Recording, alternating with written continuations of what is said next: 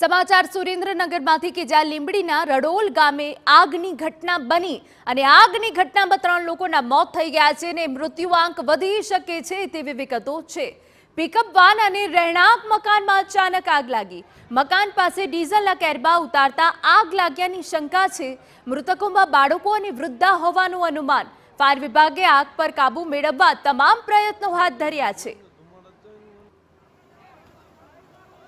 तो લીંબડીના રડોલ ગામે આગની ઘટના બની છે।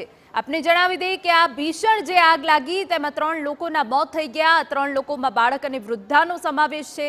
પિકઅપ વાન અને રહેણાંક મકાનમાં અચાનક આગ લાગી। જો કે વિગતો એવી પણ છે કે ડીઝલના કેરબા ઉતારતી વખતે આગ લાગ્યાની શંકા છે। જો કે ફાયર બ્રિગેડ દ્વારા આગ પર કાબુ મેળવવાના તમામ પ્રયાસ કરવામાં આવ્યા છે।